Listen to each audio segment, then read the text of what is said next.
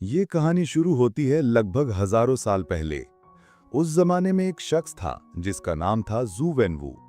वेनवू को एक दिन 10 रहस्यमय रिंग्स मिले, जिन्हें 10 रिंग्स कहते हैं। ये रिंग्स कोई साधारण हथियार नहीं थे। इनसे उसे लगभग अमर जीवन और ऐसी ताकत मिली जो किसी इंसान के बस की नहीं थी। लेकिन वेनवू ने इनकी ताकत का गलत इस्तेमाल किया। उसने इन 10 रिंग से एक बहुत बड़ी सेना बनाई और सदियों तक दुनिया के कई साम्राज्य और देश जीतता रहा। वो ताकत और दौलत के पीछे भागता रहा। फिर आता है साल 1996। वेनवू को पता चलता है कि एक गांव है, नाम है तालो। ये गांव दुनिया की नजरों से छुपा हुआ है और इसके अंदर बहुत पुरानी जादुई ताकतें हैं। कहा जाता है कि वहां के लोग महान योद्धा होते हैं और वहां मिथकीय जीव भी रहते हैं। वेनवू को लगा कि अगर वो तालों पर कब्जा कर लेगा तो उसकी ताकत 10 गुना हो जाएगी। इसलिए वो अपनी सेना लेकर तालों का रास्ता ढूंढने निकल पड़ता है। रास्ते में जंगल बहुत खतरनाक और भूलभुलैया जैसा था। उनकी गाड़ियां खाई में गिर जाती हैं, लेकिन वेनवू 10 रिंग्स की मदद से खुद को बचा लेता है। फिर वो अकेला आगे बढ़ता है और वहां उसकी मुलाकात होती है एक लड़की से, नाम यिंगली। यिंगली तालो गांव की रक्षक थी। वेनवू उससे गांव का रास्ता पूछता है, लेकिन यिंगली मना कर देती है और कहती है कि तुम जैसे इंसान के लिए वहां कोई जगह नहीं। बात बिगड़ती है और दोनों में जबरदस्त लड़ाई होती है। यिंगली की हवा नियंत्रित करने की शक्ति थी। वो वेनवू को आसानी से हरा देती है, लेकिन लड़ाई के दौरान दोनों को एक दूसरे से प्यार हो जाता है। वेनवू अब सारी दुनिया जीतने की ख्वाहिश छोड़ देता है। वो यिंगली से शादी कर लेता है और उनके 2 बच्चे होते हैं, बड़ा बेटा शैंगची और बेटी शियालिंग। वेनवू ने 10 रिंग्स भी छुपा दिए और अब वो एक आम इंसान की तरह खुशी खुशी परिवार के साथ रहने लगा। शैंगची अपनी माँ से पूछता है, माँ, पापा के पास इतनी ताकत थी, फिर तुमने उन्हें कैसे हरा दिया? माँ बताती है कि हमारा गांव तालो एक महान रक्षक ड्रैगन की शक्ति से सुरक्षित है। जो भी वहां का रहने वाला होता है उसे हवा को नियंत्रित करने और जबरदस्त मार्शल आर्ट्स की ताकत मिलती है। माँ अपने बेटे को एक खास लॉकेट देती है और कहती है, इसे हमेशा अपने पास रखना। जब भी तुम रास्ता भटकोगे ये तुम्हें घर का रास्ता दिखाएगा। पर ये खुशियां ज्यादा दिन नहीं टिकती। एक दिन जब वेनवू घर पर नहीं था, पुराने दुश्मन आयरन गैंग के लोग आ धमकते हैं। वेनवू ने पहले इनका काफी नुकसान किया था, अब ये बदला लेने आए थे। यिंगली बच्चों को अंदर छुपा देती है और खुद उनका मुकाबला करने खड़ी हो जाती है। लेकिन शादी के बाद उसने ताल्लो छोड़ दिया था, इसलिए उसकी सारी जादुई शक्तियां चली गई थीं। वो अकेले उन सबका सामना नहीं कर पाई और मर जाती है। वेनवू जब घर लौटा और पत्नी की लाश देखी तो पूरी तरह टूट गया। उसने फिर से 10 10 रिंग्स पहन लिए और बदला लेने की ठान ली। अब वो अपने बेटे शैंगची को बहुत सख्त ट्रेनिंग देने लगा। सिर्फ 10-12 साल की उम्र में शैंगची मार्शल आर्ट्स का मास्टर बन गया। जब शैंगची 14 साल का हुआ, वेनवू ने उसे पहला खतरनाक मिशन दिया, आयरन गैंग के सरदार को मारने जाना। वेनवू ने कहा, ये वही लोग हैं जिन्होंने तुम्हारी मां को मारा। ये तेरा हक भी है और फर्ज भी। मिशन पूरा करके लौटना, फिर दुनिया हमारे कदमों में होगी। शैंगची मिशन पर निकलता है, सरदार को मारता है, लेकिन वहां से सीधे भाग जाता है। उसे लगता है कि यह सब गलत है। वो अपना नाम बदलकर शॉन रखता है और सैन फ्रांसिस्को में छुप जाता है। अब कहानी आती है वर्तमान पर। शॉन यानी शैंगची और उसकी सबसे अच्छी दोस्त केटी अब होटल में कार पार्किंग का काम करते हैं। दोनों की दोस्ती 10 साल पुरानी है। एक सुबह बस में जाते वक्त अचानक कुछ गुंडे उन पर हमला कर देते हैं। ये 10 रिंग्स के लोग थे जिन्हें वेनवू ने शैंगची का लॉकेट छीनने भेजा था। शैंगची लॉकेट नहीं देता क्योंकि वो उसकी मां की आखिरी निशानी थी। वो सभी गुंडों को धुन देता है, लेकिन तभी आता है रेजर फिस्ट, 10 रिंग्स का सबसे खतरनाक लड़ाका, जिसके हाथ में एक खास तलवार थी जो कुछ भी काट सकती थी। बस में जबरदस्त मारामारी होती है। बस के ब्रेक फेल हो जाते हैं, ड्राइवर बेहोश। किटी बस चलाने लगती है और शैंगची रेजर फिस्ट से लड़ता रहता है। आखिरकार बस 2 टुकड़ों में बढ़ जाती है। शैंगची सब पैसेंजर्स को सुरक्षित हिस्से में ले जाता है और रेजर फिस्ट को दूसरे टुकड़े में धक्का दे देता है। वो टुकड़ा क्रैश हो जाता है, लेकिन रेजर फिस्ट लॉकेट छीनने में कामयाब हो जाता है। घर लौटकर शैंगची को समझ आता है कि अब उसकी बहन शियालिंग भी खतरे में है, क्योंकि मां ने उसे भी वैसा ही लॉकेट दिया था। वो तुरंत मकाओ जाने की तैयारी करता है। केटी पूछती है कि आखिर माजरा क्या है। शैंगची सारी सच्चाई बताता है और कहता है कि ये उसके पिता के लोग हैं। केटी कहती है, मैं भी तेरे साथ चलूंगी। दोनों प्लेन से मकाओ पहुंचते हैं। रास्ते में शैंगची केटी को अपनी पूरी कहानी सुनाता है। बस इतना झूठ बोलता है कि उसने 14 साल की उम्र में वो मिशन पूरा नहीं किया था। मकाओ पहुंचकर वो एक अंडरग्राउंड फाइट क्लब में जाते हैं क्योंकि शियालिंग ने जो पोस्टकार्ड भेजा था उस पर यही पता था। वहां शांगची को धोखे से फाइट के लिए कॉन्ट्रैक्ट साइन करवा लिया जाता है। उसकी बस वाली फाइट का वीडियो वायरल हो चुका था। जब रिंग में उसका मुकाबला होता है तो सामने होती है उसकी अपनी बहन शियालिंग। शियालिंग भाई से बहुत नाराज थी कि वो उसे छोड़कर चला गया था और कभी लौटा नहीं। वो शांगची को बुरी तरह पीटती है और वो हार जाता है। मैच के बाद दोनों मिलते हैं। शांगची बताता है कि 10 रिंग्स वाले मेरा लॉकेट ले गए और अब तेरे पास भी आएंगे। शियालिंग कहती है, जब तू मुझे छोड़कर भागा था तब मुझे तेरी जरूरत थी, अब नहीं। मैंने खुद की दुनिया बना ली है। शांगची पूछता है, फिर पोस्टकार्ड क्यों भेजा? शियालिंग कहती है, मैंने कोई पोस्टकार्ड नहीं भेजा। तभी शांगची को समझ आता है कि ये पिता का जाल था। अचानक 10 रिंग्स के लोग आ धमकते हैं। शियालिंग अपने दोस्तों के साथ भाग जाती है, शांगची और केटी को छोड़कर। दोनों भागने के लिए बिल्डिंग की बाहर वाली बांस की सपोर्ट पर चढ़ते हैं। केटी डर रही थी, लेकिन शांगची उसे हिम्मत देता है। फिर पीछा करने वालों से लड़ते लड़ते नीचे पहुंचते हैं। तभी शियालिंग वापस आती है और केटी को बचाती है। अब भाई बहन मिलकर सबको धूल चटाते हैं। फिर आता है डेथ डीलर, 10 रिंग्स का एक और खतरनाक योद्धा। वो शियालिंग से लॉकेट छीन लेता है। शांगची उसका पीछा करता है और गुस्से में उसे बहुत मारता है, क्योंकि बचपन में डेथ डीलर ने उसे बहुत टॉर्चर किया था। लेकिन तभी वेनवू आता है और बेटे को रोक लेता है। वो कहता है, मुझे अपनी औलाद की बहुत याद आई। फिर सबको अपने ठिकाने ले जाता है। वहां शियालिंग केटी को अपने कमरे में ले जाती है और बताती है कि माँ के जाने के बाद पापा पूरी तरह बदल गए। मुझे देखकर उन्हें माँ की याद आती थी, इसीलिए वो मुझसे दूर रहे। मैं लड़कों के साथ ट्रेनिंग नहीं ले सकती थी, इसीलिए चुपके चुपके देखकर खुद सब सीखा। 16 साल की उम्र में घर छोड़ दिया। डिनर के वक्त वेनवू कहता है कि अब वक्त आ गया है कि तुम दोनों मेरे साथ खड़े हो। शांगची मना कर देता है। फिर वेनवू उन्हें एक कमरे में ले जाता है और बताता है कि तुम्हारी माँ अभी जिंदा है। तालों वालों ने उसे कैद कर रखा है। मुझे उसकी आवाज सुनाई देती है, वो मदद मांग रही है। दोनों लॉकेट मिलाकर एक नक्शा बनता है जो तालों का रास्ता दिखाता है। वो नक्शा एक ड्रैगन की मूर्ति पर रखते हैं तो पानी निकलता है और एक खास रास्ता बन जाता है।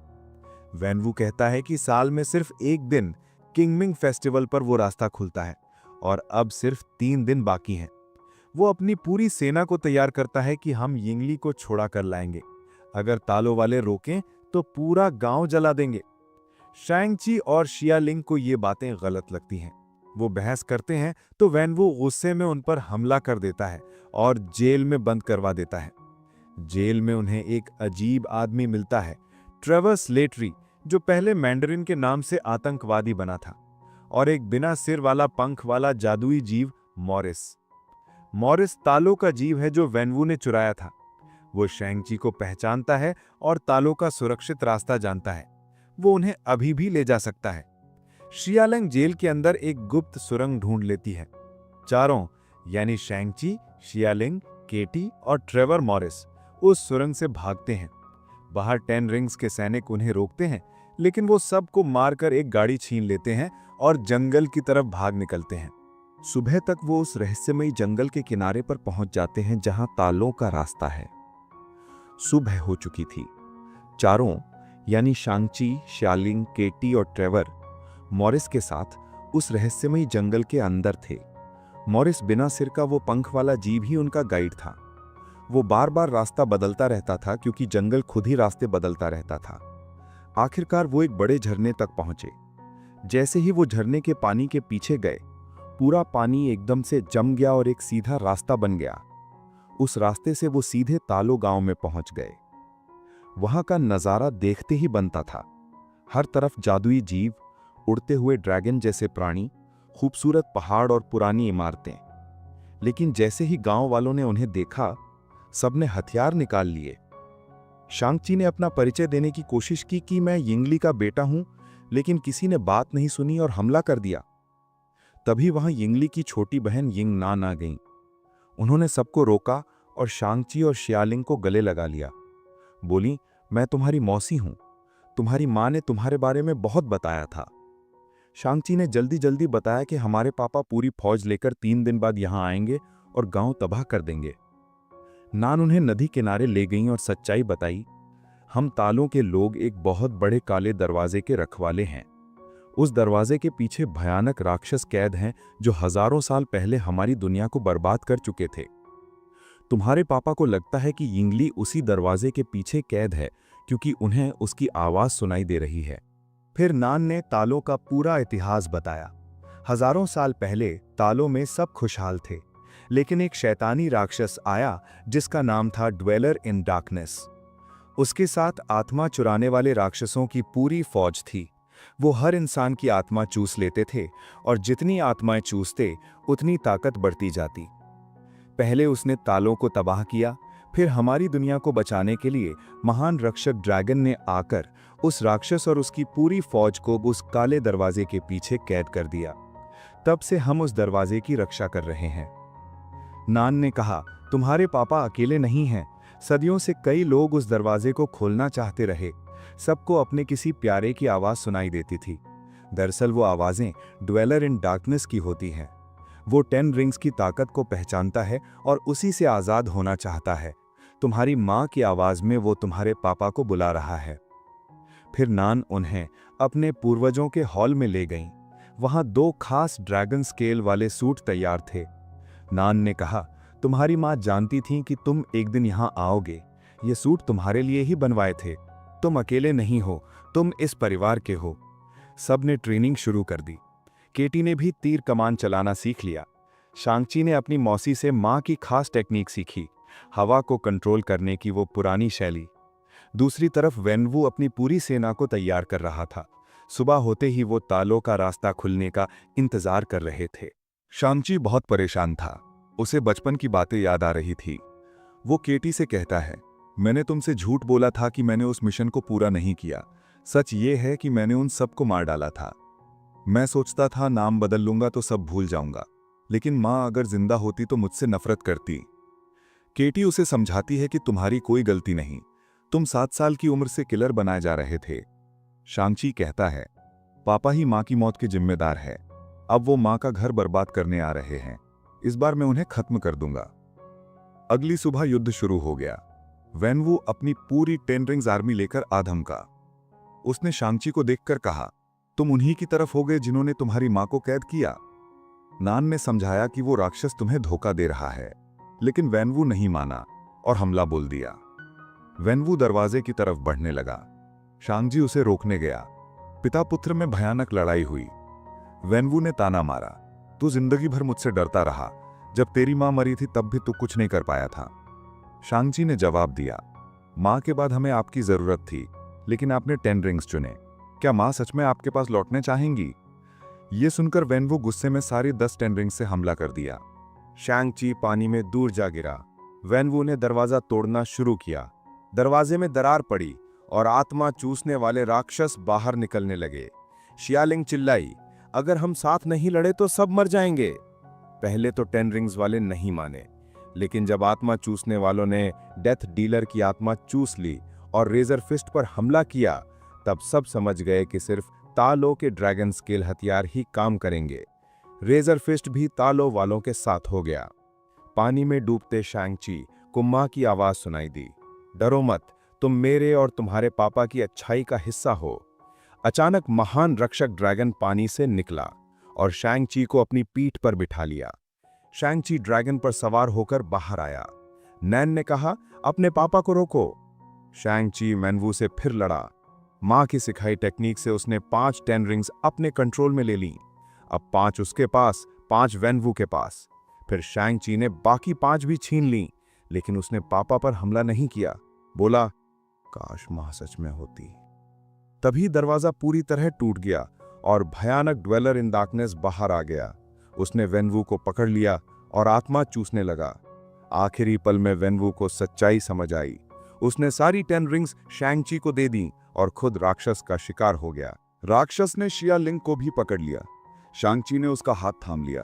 शियालिंग बोली, मुझे छोड़ दो वरना ड्रैगन मर जाएगा। शांगची ने कहा, इस बार नहीं छोड़ूंगा।